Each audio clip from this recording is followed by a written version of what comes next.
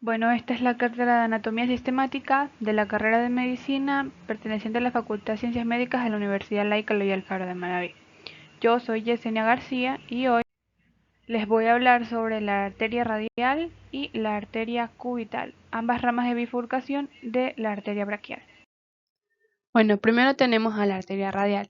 La arteria radial es la rama de bifurcación lateral de la arteria braquial una vez que ésta alcanza la fosa del codo. Esta arteria se extiende sobre la cara anterior del antebrazo y después en la cara dorsal del carpo y luego vuelve hacia la palma de la mano. Respecto a sus relaciones en el antebrazo, la arteria desciende y se va a relacionar posteriormente con el músculo braquial y con el tendón del músculo bíceps braquial. También se va a relacionar a esta altura con el músculo supinador, con el músculo pronador redondo, el músculo flexor superficial de los dedos, el músculo flexor largo del pulgar y con el músculo pronador cuadrado a esta altura. Anteriormente, en su parte superior, la arteria va a estar cubierta por el músculo braquiorradial. Luego, más inferiormente, este músculo se estrecha para convertirse en un tendón y la arteria va a quedar al descubierto y va a pasar por lo que se denomina el canal del pulso. A la altura de este canal, pues si ocupamos o palpamos con nuestro dedo índice y medio, seremos capaces de sentir el pulso arterial. Luego, a la altura del carpo, la arteria va a penetrar en la tabaquera anatómica, que es este espacio que se puede ver acá. La tabaquera anatómica pues está comprendida entre el tendón del músculo extensor largo del pulgar, el tendón del músculo extensor corto del pulgar y el del aductor del pulgar. Luego, la arteria va a penetrar en el extremo superior del primer espacio interóseo del metacarpo y así vuelve hacia la palma de la mano para anastomosarse con la arteria cubital que veremos posteriormente.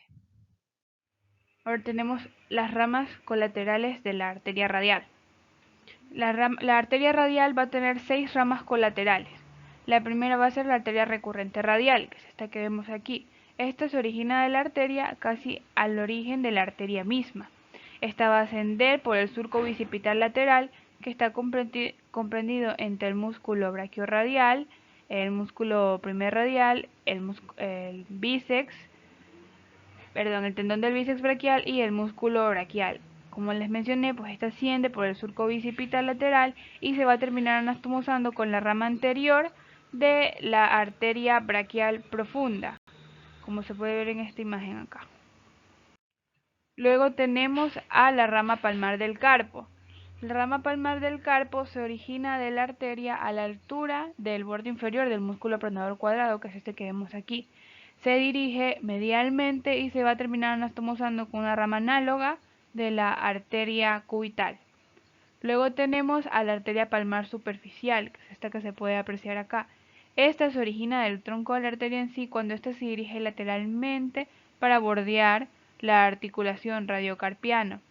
Esta rama va a cruzar el extremo superior de la eminencia tenar y va a terminar anastomosándose en la palma de la mano con la rama terminal de la arteria cubital y ambas van a formar lo que se conoce como arco palmar superficial.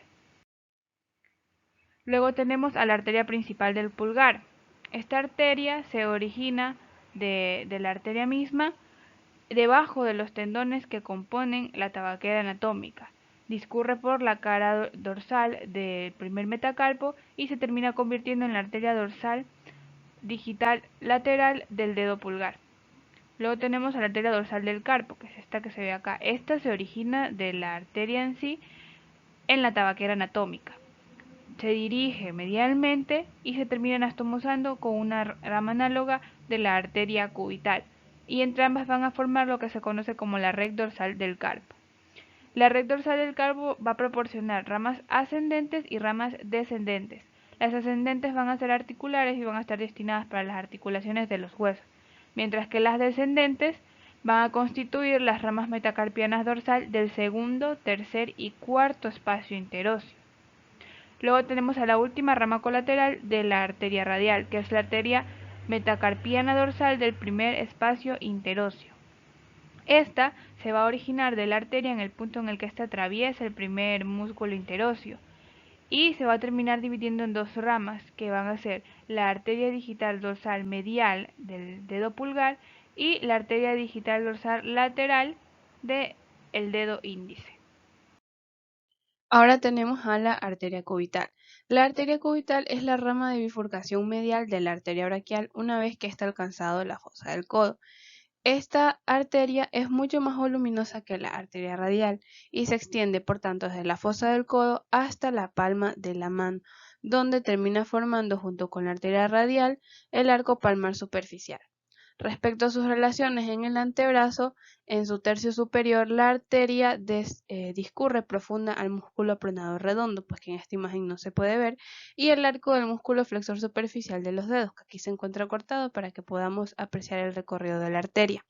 Además, también discurre posterior con el tendón del músculo braquial y el músculo flexor profundo de los dedos.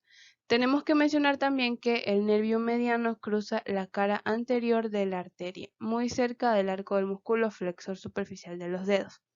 En sus dos tercios inferiores, la arteria se continúa relacionando con el músculo flexor profundo de los dedos y además también se va a separar luego de este y se pone en relación con el músculo flexor cubital del carpo a esta altura, que la va a cubrir.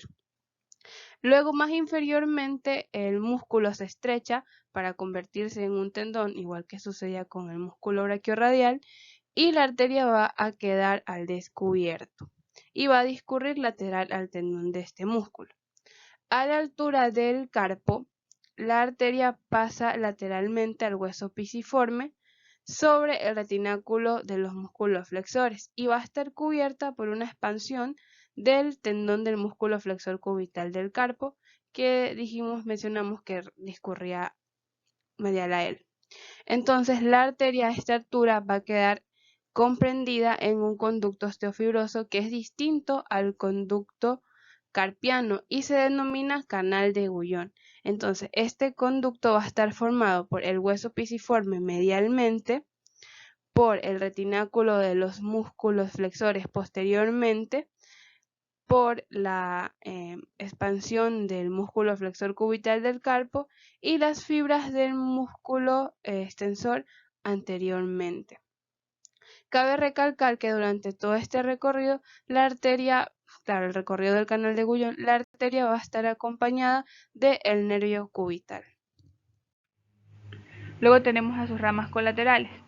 La arteria cubital, al igual que la arteria radial, va a constar de 6 ramas colaterales. La primera es la arteria recurrente cubital, que usualmente suele ser un tronco común. En este caso, en esta imagen son dos troncos distintos. Un tronco común que se origina cerca del origen de la arteria como tal y se va a dividir en una rama anterior y una rama posterior. La rama anterior va a ascender anterior al músculo braquial y anterior, por lo tanto, al epicóndilo medial y se va a terminar anastomosando, como se puede ver aquí, también se aprecia acá, con la rama anterior de la arteria colateral cubital inferior. Luego tenemos a la arteria recurrente rama posterior, que es esta que se puede ver acá. Esta va a ascender también, pero sobre la cara anterior del músculo flexor profundo de los dedos. Aquí se ve. Va a ascender, pasa posterior al epicóndilo medial y se va a anastomosar tanto con la rama posterior de la arteria colateral cubital inferior como con la arteria colateral cubital superior, ambas ramas de la arteria radial. En esta imagen que tengo acá se puede ver mejor la anastomosis posterior al epicóndilo de la rama recurrente posterior. Aquí tenemos la arteria recurrente cubital, la rama anterior, la rama posterior y su anastomosis con la rama cubital, colateral cubital superior. Luego tenemos a la arteria interósea común. Este es un tronco grueso que nace de la arteria casi a la misma altura en el que nace el tronco de la arteria recurrente cubital. Este se va a orientar hacia el espacio que está superior a la membrana interósea y antes de atravesarlo completamente se divide en dos ramos, uno anterior y uno posterior. Bien, la arteria interósea, la rama anterior, va a discurrir por la cara anterior de la membrana interósea y a la altura del músculo pronador cuadrado va a atravesar a esta para terminar anastomosándose en el dorso de la mano con la arteria interósea posterior. Durante su recorrido, esta rama va a dar origen a muchas ramas colaterales destinadas para los músculos de la región.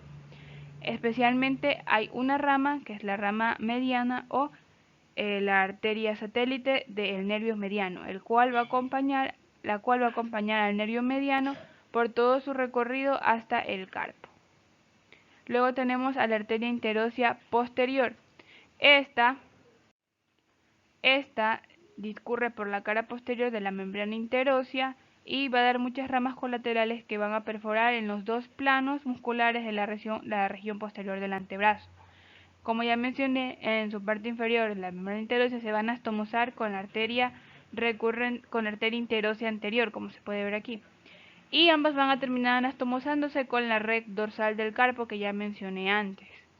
Listo, durante su recorrido esta arteria interósea posterior va a dar origen a muchas ramas que ya mencioné, van a estar dispuestas entre los dos planos musculares de la región posterior del antebrazo. Y una rama que en vez de descender como el resto y ubicarse aquí, va a ascender por el espacio interóseo posterior a la articulación del codo y se va a anastomosar, como se puede ver aquí, con la rama posterior de la arteria braquial profunda. En esta imagen acá se puede ver mejor cómo esta asciende por el espacio interóseo, la atraviesa posterior a la articulación del codo, se anastomosa con la rama posterior de la arteria braquial profunda. Luego tenemos a la arteria dorsal del carpo, es esta que vemos acá.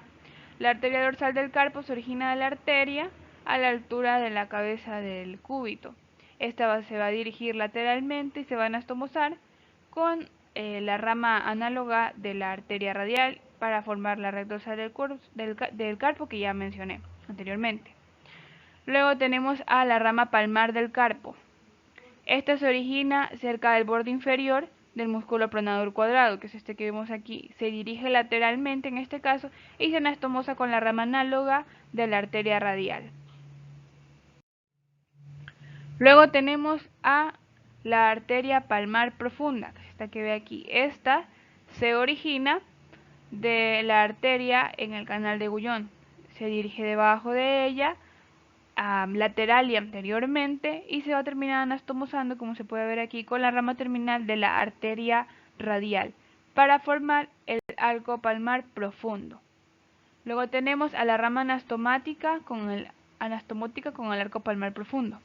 Esta rama se origina de la concavidad del arco palmar superficial y se va a terminar anastomosando con el arco palmar profundo. Listo, una vez que hemos visto la arteria radial, la arteria cubital, todas sus colaterales que se anastomosan con las ramas de la arteria braquial, podemos al fin concluir con la rega articular del codo. La rega articular del codo va a estar constituida, por tanto, por la anastomosis de, en su lado lateral, la arteria interósea recurrente, la arteria recurrente radial, con las ramas anterior y posterior de la arteria braquial profunda. Estas van a constituir el círculo articular periepicondilio lateral de la articulación del codo, mientras que del lado medial vamos a tener la anastomosis de las dos ramas de la arteria recurrente radial, tanto la anterior como la posterior, con la arteria colateral cubital inferior por sus dos ramas y la arteria colateral cubital superior. Y estas van a constituir el círculo articular periepitroclear de la articulación del codo. Ahora, ambos círculos articulares van a estar conectados por muchas anastomosis transversas, tanto anteriores como posteriores. En este caso y esta imagen podemos observar la anastomosis transversa supraolecraniana, que va a unir a ambos círculos articulares. Gracias.